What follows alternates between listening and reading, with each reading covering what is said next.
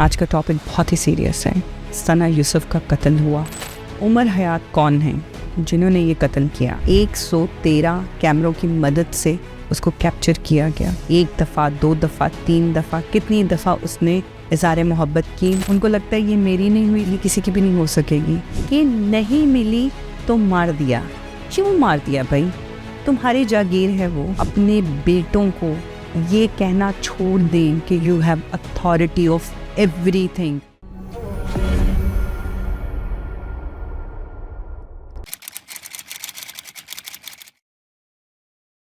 आज का टॉपिक बहुत ही सीरियस है। सना यूसुफ का कत्ल हुआ, क्यों हुआ, कैसे हुआ, बहुत सी दुनिया को पता है। आज मैं थोड़ा सा बैकग्राउंड में जाना चाहूँगी। सना यूसुफ जो कि बेसिकली उनकी फैमिली ताल्लुक़ रखती है चित्राल से। 17 साल की बच्ची, रहती वो इस्लामाबाद में थी। कपल ऑफ डेज अगो यानी 29 मई को उन्होंने अपनी 17वीं बर्थडे मनाई। अब उमर हयात कौन है जिन्होंने ये कत्ल किया? उमर हयात 22 ईयर्स के एक नौजवान हैं जो कि बेसिकली फैसलाबाद से ताल्लुक़ रखते हैं। हुआ क्या कि उमर उसको दिल ही दिल में पसंद करता था। ठीक है, किसी को पसंद करना कोई बुरी बात नहीं है।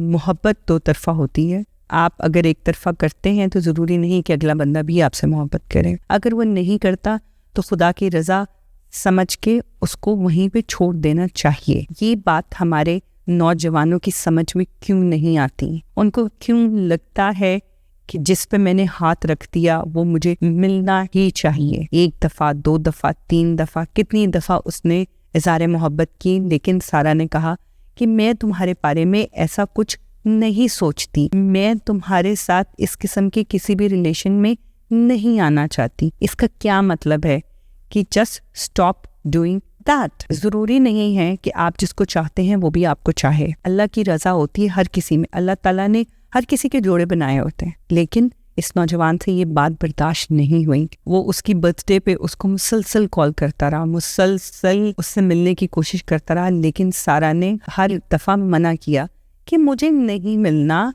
मेरा तुम्हारे साथ एक प्रोफेशनल ताल्लुक़ है, दैट्स इट, इसके अलावा और कुछ नहीं है और तुम्हें ये बात क्लियर हो जानी चाहिए। लेकिन उसके दिमाग में ये बात नहीं घुस रही थी। वो 2 जून को उसके घर आया, बेल बजाई, सीधा अंदर घुसा और पता नहीं कहाँ से उसने पिस्टल खरीदी, ली। अब आपको पता है ये भी असला मिलना भी कोई बहुत बड़ी बात नहीं है, कोई बहुत मुश्किल काम नहीं है। उसने अपना माइंड बना लिया था कि मैं अगर ये मेरी नहीं तो किसी और की भी नहीं। अब हमारी पुलिस ने क्या किया? 113 कैमरों की मदद से उसको कैप्चर किया गया और कहाँ जाके मिला? फैसलाबाद में। पकड़ा गया, ये नहीं कि नहीं पकड़ा गया, पकड़ा गया। जब पकड़ा गया तो उसने एतराफ़ जुर्म भी कर लिया कि हाँ मैंने किया है। और मैंने क्यों किया है कि बड़ी, कहते हैं ना कि बड़ी शान से कह रहा है कि मुझे उससे मोहब्बत थी, नहीं मिली तो मार दिया। अब हमें ये समझने की ज़रूरत है कि नहीं मिली तो मार दिया। क्यों मार दिया भाई? तुम्हारी जागीर है वो। अगर एक औरत ने मना किया है, अगर वो कहती है ना, तो ना का मतलब है ना। उसके बाद जो हमारी साउथ एशियन कम्युनिटी है उसमें इस तरह की ज़हनियत क्यों है? उसमें एक मर्द को क्यों लगता है कि जिस पे मैंने हाथ रखा वो चीज़ मेरी है? इसमें कसूर घर की परवरिश का है, इसमें कसूर हमारी माँओं का, हमारे बाप का है, जो एक लड़के को पैदा होते ही, बचपन से ही ये एहसास दिलाना शुरू कर देते हैं कि तुम्हारा ओहदा सबसे ऊपर है, तुम जो चाहोगे तुम्हें मिलेगा। और औरत तो जो है वो पाँव की जूती है और वो कंट्रोल करने की चीज़ है। औरत तुम्हारे सामने बोल नहीं सकती। वो माँ को भी डांटता है, वो बहन को भी डांटता है, वो भाभीयों को भी डांटता है, क्योंकि उसको बचपन से ये बताया जाता है कि तुम मर्द हो, तुम्हारी अथॉरिटी है। अगर इसी माइंड सेट के साथ बाहर जाके वो एक लड़की को पसंद करता है और लड़की उसको मना करती है तो उसको लगता है कि मना तो हो ही नहीं सकता, मैं तो मर्द हूँ, मेरे हाथ में अथॉरिटी है, मुझे एक औरत मना कर ही नहीं सकती। और अगर उसने मना कर दी है तो मना करके जाएगी कहाँ? इसको मैं नुस्तो नाबूद कर दूंगा, इसको मैं मार दूंगा, इसके मुंह पे तेज़ाब फेंक दूंगा। और ये सारी चीज़ें करने का एक तो परवरिश का बहुत बड़ा हाथ है और दूसरा हमारा कानून अगर सख्त सज़ा दे تو دوسرے کی ہمت نہ ہو. اگر تیزاب پھینکنے والے کو سخت سزا دی جائے تو کوئی دوسرا اٹھ کے ایک لڑکی پہ تیزاب نہ پھینکے. ان کو لگتا ہے یہ میری نہیں ہوئی، اس کے منہ پہ تیزاب پھینک دو اور یہ کسی کی بھی نہیں ہو سکے گی. وہ تو یہ کہہ کے اس جوش میں اس کا منہ خراب کر کے، اس کی زندگی خراب کر کے 2 سال بعد 3 سال بعد کسی اور خوبصورت لڑکی سے شادی کر کے اپنا گھر بسا لیتا ہے. لیکن وہ لڑکی جس پہ آپ نے تیزاب پھینکا ہے، کیا آپ کو وہ یاد رہتی ہے؟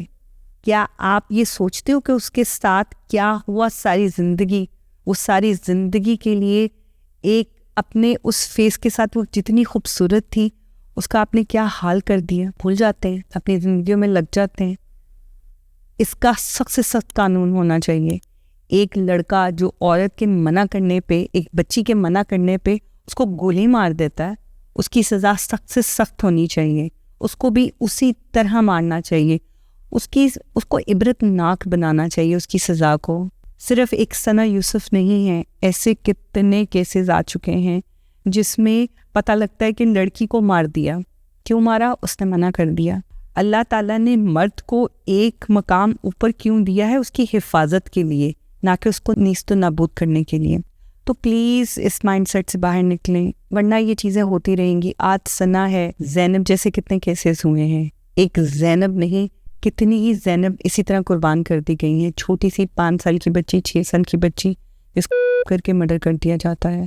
اور ان کو لگتا ہے کہ کچھ ہوگا ہی نہیں، کسی کو پتہ ہی نہیں چلے گا، میں کچھ بھی کر جاؤں گا کچھ پتہ ہی نہیں چلے گا. نور مقدم کیس، پڑھی لکھی فیملی، ڈپلومیٹ، سب کچھ، ہر طرح کی صلاحیت، ہر طرح کی آسائش، سب کچھ، اور اس کو اتنی بے دردی سے مار دیا. مطلب آپ یہ جب سب کیسز دیکھتے ہیں تو آپ سوچتے ہیں کہ دنیا میں کیا ہو رہا ہے.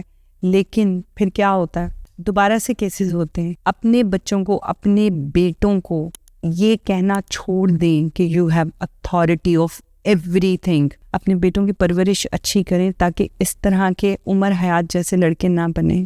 اور میں اپنی حکومت سے اپیل کرتی ہوں کہ خدارا اس کیس کو بہت سیریس لیا جائے اور عبرت کا نشان بنایا جائے، تاکہ آنے والی نسلوں میں یا آنے والے لوگ اگر کچھ ایسا کرنے کا سوچیں تو وہ پہلے یہ سوچیں کہ عمر حیات کا کیا انجام ہوا تھا.